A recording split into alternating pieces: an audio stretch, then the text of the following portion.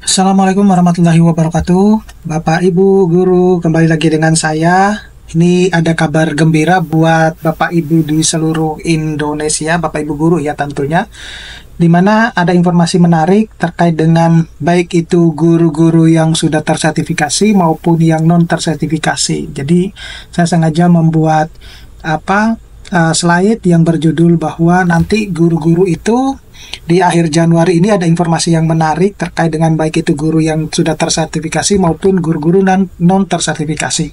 Tapi diperlukan ada beberapa bagian yang ya seperti verifikasi lah yang Bapak Ibu nanti butuhkan biar nanti apa yang akan dilakukan oleh Mendikti-Saintek itu bisa terrealisasikan ke Bapak Ibu Guru. Oleh karena itu, mau tahu informasinya seperti apa, tetap stay tune di channel saya, kita bahas ini lebih dalam.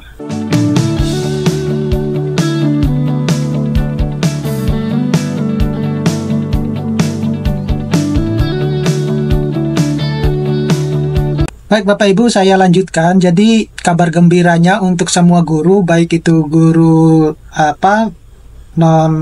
guru yang sudah tersertifikasi maupun yang guru yang belum tersertifikasi, nanti ada kabar terkait dengan nomor registrasi guru atau NRG ya, dimana baik itu guru yang akan mendapatkan kabar baik ini terkait sebenarnya dengan pencairan tunjangan profesi triwulan tahun pertama di tahun 2025 ini ya itu.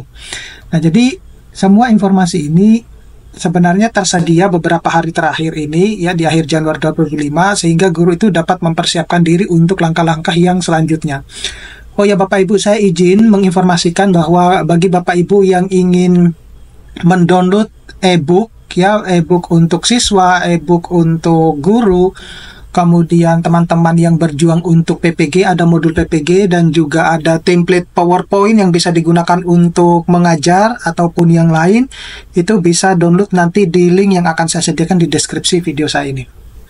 Nah, kemudian kabar yang lainnya itu menyebutkan bahwa kabar NRG ya. Jadi kalau Bapak Ibu lihat di sini ada notifikasi yang Bapak Ibu nanti akan dapatkan di akun masing-masing ya, di aplikasi masing-masing. Di situ menyebutkan bahwa nomor registrasi guru NRG bagi lulusan PPG hingga tahun 2024 itu sudah dilakukan penerbitan. Nah, saat ini dalam tahapan pengecekan validitas data dan penguatan sistem database, informasi NRG akan ditampilkan pada info GTK pada akhir Januari 2025. Nah, untuk informasi selanjutnya silakan pantau info GTK. Jadi ini yang akan dipantau Bapak Ibu dalam beberapa hari terakhir ini. Nah, guru yang telah lulus sertifikasi pendidik profesi guru PPG hingga tahun 2025 itu tentunya akan menerima nomor registrasi guru ya Bapak Ibu ya. Ini tentunya kabar membahagiakan bagi yang belum menerima nomor registrasi guru. Nah, NRG ini akan muncul di info GTK pada akhir Januari 2025. Nah, perubahan akses NRG ini sebelumnya guru itu bisa memeriksa NRG melalui MGMP ya atau KKG. Kemudian namun mulai tahun ini NRG itu tidak lagi dapat dicek melalui akun komunitas MGMP ataupun KKG, di mana guru itu harus menunggu hingga akhir Januari untuk melihat NRG ini mereka langsung di info GTK. Nah, keuntungannya adalah guru non sertifikasi kini memiliki kejelasan bahwa status mereka itu akan diupdate pada waktu yang telah ditentukan, kemungkinan besar ya dimulai pada akhir Januari. Jadi tidak bisa serentak ya Bapak Ibu di akhir Januari kemudian semuanya guru yang belum tersertifikasi itu akan mendapatkan NRG gitu ya. Tidak semuanya serentak gitu, tapi bertahap. Itu dulu yang harus dipahami. Kemudian untuk yang terkait dengan informasi guru sertifikasi, jadi ada pengecekan data pribadi yang Bapak Ibu perlu harus perhatikan, di mana guru yang bersertifikasi ini diminta memastikan data mereka di Dapodik itu sudah benar dan memenuhi semua persyaratan. Nanti akan saya jelaskan kode-kodenya seperti apa. Kemudian hal ini penting bahwa tidak ada masalah saat proses validasi data untuk tunjangan profesi. Nah, jadwal tunjangan profesi itu yang pertama itu dilakukan pada triwulan pertama tahun 2025 yang dijadwalkan cair mulai bulan April. Nah, ini tentunya juga masih merupakan suatu permasalahan tersendiri ya, karena harapannya guru-guru itu bahwa tunjangan sertifikasi itu tidak lagi cair per triwulan gitu ya, tetapi cairnya per bulan.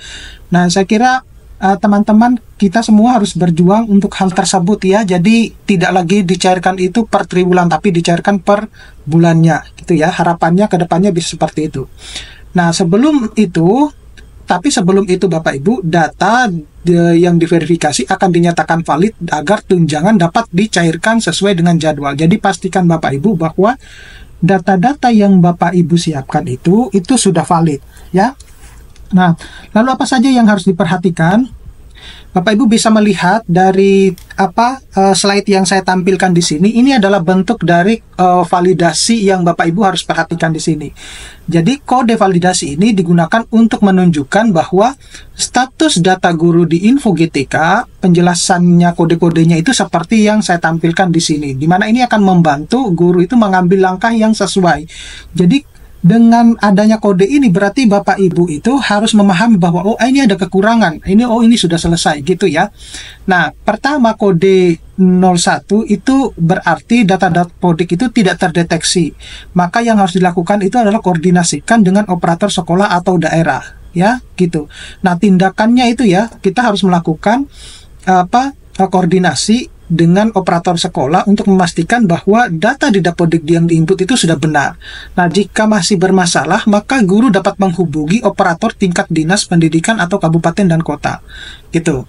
Kemudian untuk kode 02, itu artinya data itu belum valid. Maka tindakan yang harus dilakukan itu, guru itu harus memperbaiki data di tabel verifikasi pada Info GTK. Nah, contohnya misalnya memperbaiki data beban mengajar yang tidak sesuai, ataupun pastikan bahwa beban mengajar itu mencapai standar minimal.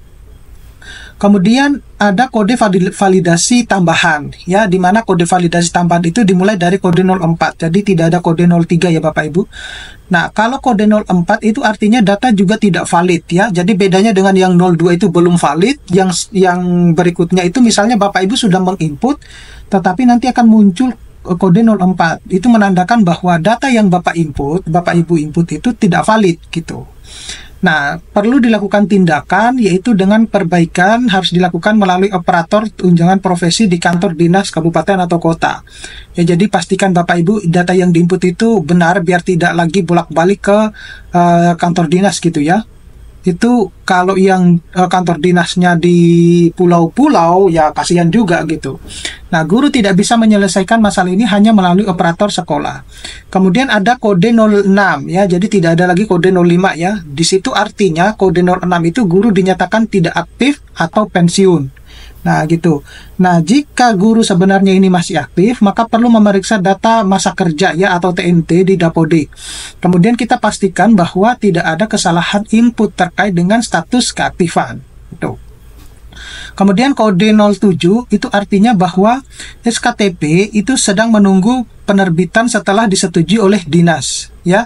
Gitu. Nah, tindakannya tentunya yang di sini ya cukup simpel ya, di mana guru itu tinggal menunggu proses penerbitan saja gitu. Jadi ya bisa dikatakan 90% itu kemungkinan besar datanya sudah valid gitu ya.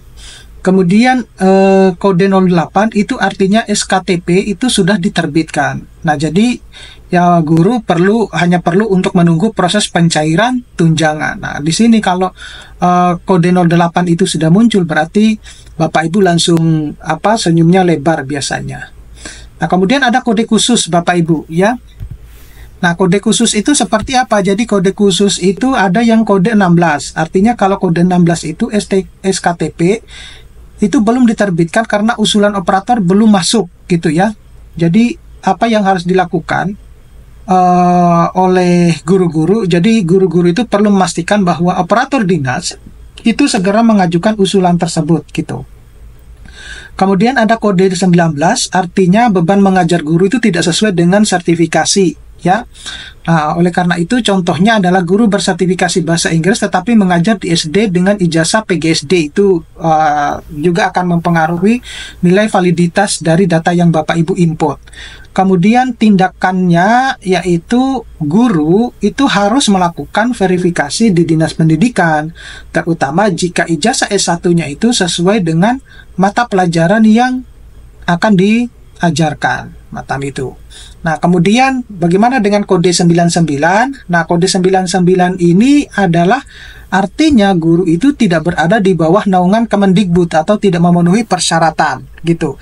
Nah, tindakan yang perlu dilakukan yaitu guru itu harus memeriksa ulang status dan melakukan koordinasi jika ada kesalahan. Nah, di sini juga ada sebenarnya panduan untuk para guru ya, di mana ada beberapa langkah yang harus dilakukan oleh para guru di sini. Yang pertama itu selalu cek ya data di Dapodik secara berkala untuk memastikan bahwa data ini valid gitu. Jadi pastikan bahwa data Bapak Ibu di Dapodik itu valid untuk menghindari sebenarnya masalah tunjangan ini. Kemudian gunakan sistem info GTK untuk memverifikasi status validitas data ya. Jadi kita dapat memanfaatkan nih item validitas detail di info GTK untuk perbaikan yang tepat. Yang berikutnya itu, kalau misalnya ya ada kendala, maka Bapak Ibu harus segera berkoordinasi nih dengan operator sekolah untuk melakukan perbaikan, juga dengan operator dinas pendidikan untuk masalah yang lebih kompleks, terutama yang terkait dengan SKTP dan tunjangan.